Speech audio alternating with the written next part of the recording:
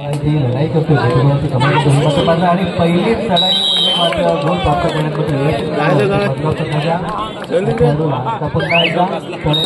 वाळवंटी संघाकडनं पाहूया. वाळवंटी संघाचा चढाईपटू किती गुणांची चढाई करतोय आणि खरोखर एक चांगली चढाई देखील इथे देखील पाहायला मिळाली. 1 गुणांची कमाई देखील वाळवंटी संघाच्या या चढाईपटून इथे केली.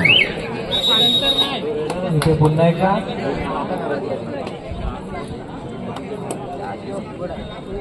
चढाई पाहायला मिळते ते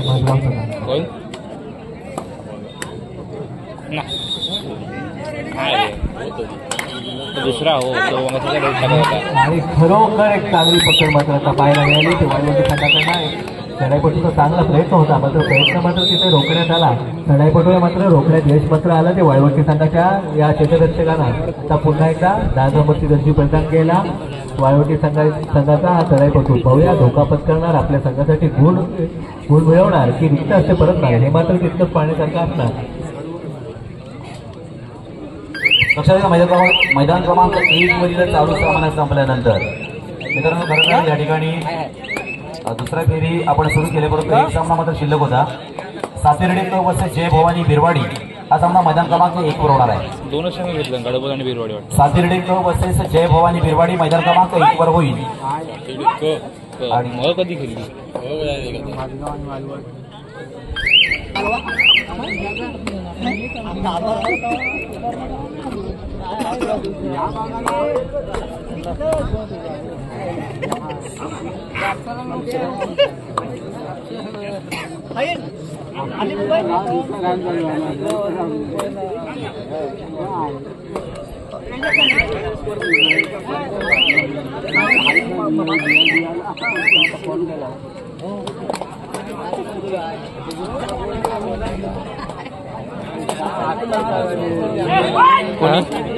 ह्याला सध्या मॅच चालू आहे. हो काय आलो रे. लक्षात घ्या मित्रांनो मैदान क्रमांक 1 मध्ये चालू सामना संपल्यानंतर त्या ठिकाणी सातेर्डे क्लब वर्सेस जय भवानी बिरवाडी आपण तयार राहायचं आहे. 1-3 पाहूया कोणता संघ बाजी मारणार कोणता संघ विजयी होणार हे मात्र तितकंच पाहण्यासारखं देखील असणार. आता मात्र चढाई पाहायला मिळते मजगाव संघाच्या खेळाडूंनी शिवलिंग वाळवंटीच्या आत रांगणार. पाहूया शिवलिंग वाळवंटीचा क्षेत्ररक्षण देखील चांगलंच आहे. आणि आता मात्र चांगली पकड मात्र पाहायला मिळाली ती वाळवंटी संघाच्या क्षेत्ररक्षकाकडून. आता बघूया पुन्हा एकदा 3 अशी लढत. अर्थातच 2 गोल मिळवण्याची संधी मात्र आता असणार ती मजगाव संघाला, तर लोंढाचा बोजा टाकण्याची संधी मात्र असणार ती वाळवंटी संघाला. कोणता संघ कसा खेळणार कोणता संघ किती गुण मिळवणार हे मात्र या तऱ्हेत नक्कीच समजणार. वाळवंटी संघाच्या प्रांगणात पाहूया आपल्या संघासाठी किती गुणांची कमाई करतोय किती गुणांची लयलूट करतोय हे देखील तितकंच पाहण्यासारखं असणार. आपल्या संघावर कुठून तरी लोंढाचा बोजा पडण्याचं संकट मात्र मजगाव संघावर आलेलं आहे. पाहूया लोंढाचा बोजा संकट कसं मजगाव संघ वाचवणार की 2 गुण मिळवण्याचा प्रयत्न मात्र मजगाव संघ नक्कीच करणार.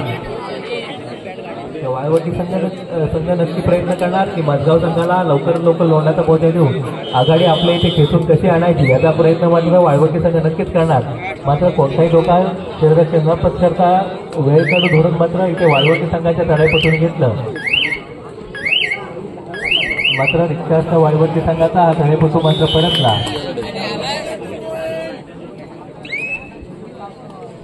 पुन्हा एकदा भैरवनाथ मजगाव संघाचा चढाई पडतो. काही लोकांना पण खेळता रिक्षा मात्र परतला. आता पुन्हा एकदा 3 अशी लढत.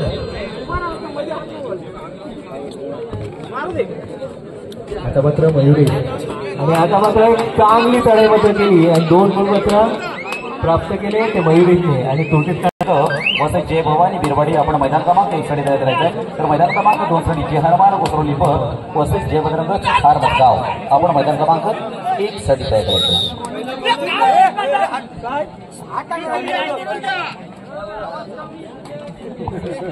मात्र बघता बघता लोकांचा बोजा मात्र मजगाव संघावर नक्कीच पडला.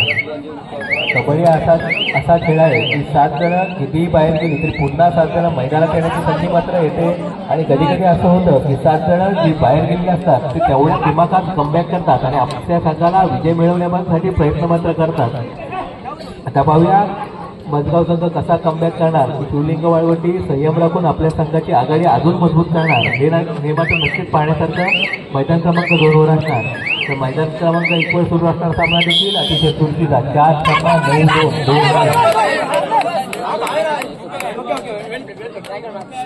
मात्र चांगलं क्षेत्ररक्षण वाळवंटी संघाकडनं मैदान क्रमांक 2 वर देखील पाहायला मिळालं. आणि संघाच्या कर्नाटक रोखण्यापासून त्याला विचारलं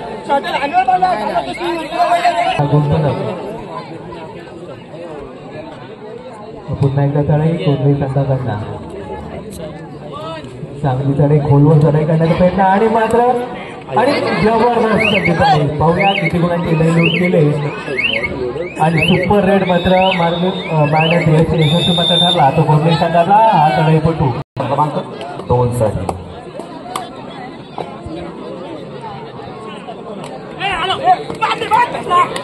ओहो खरं तर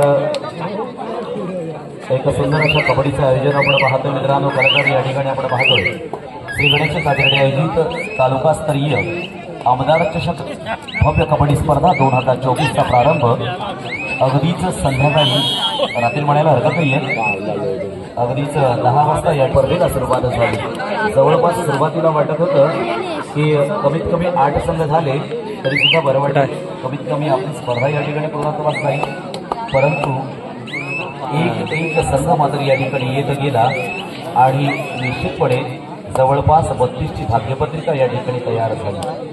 मित्रांनो खरं तर आपण सगळेजण या ठिकाणाला एक करत आले आणि एक चांगली भाग्यपत्रिका मात्र तयार झाली, निर्माण झाली आणि निश्चितपणे या भाग्यपत्रिकेनुसार या ठिकाणी आपण स्पर्धेला सुरुवात केली. पहिली फेरी खऱ्या अर्थानं या ठिकाणी पूर्णत्वास गेली आणि त्याच्यानंतर दुसऱ्या फेरीचा प्रारंभ झाला आणि दुसऱ्या फेरीमध्ये आता देखील आपण खेळत असताना पाहतो एक सामना राहिला आहे. तो मात्र आपण लगेचच मैदान क्रमांक 1 वरील चालू सामना संपल्यानंतर त्या ठिकाणी घेणार आहोत. आदरणीय महेंद्र दळवी यांचा अर्थात वाढदिवस आणि वाढदिवस सकाळी अर्थात बैलगाडीच्या स्पर्धेच्या निमित्तानं या ठिकाणी आणि आता मात्र त्यांच्याच नावाची ज्या खेळाकडे पाहिलं जातं शक्तीचा युक्तीचा शक्तीचा खेळ म्हणून ज्या खेळाकडे पाहिलं जातं असा हा कबड्डीचा खेळ आणि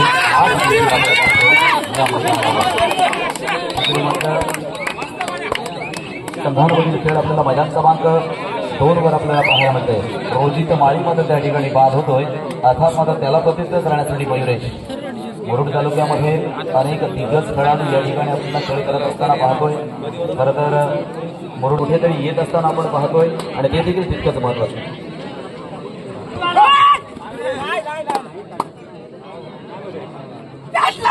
या ठिकाणी मनीष आपल्या खेळावर बाहेर पोहोचून कैलास पाटील यांच्याकडून 200 रुपयांचं बक्षीस आलेलं आहे. मनीष आपल्यासाठी 200 रुपयांचं बक्षीस आहे कैलास पाटील यांच्याकडून.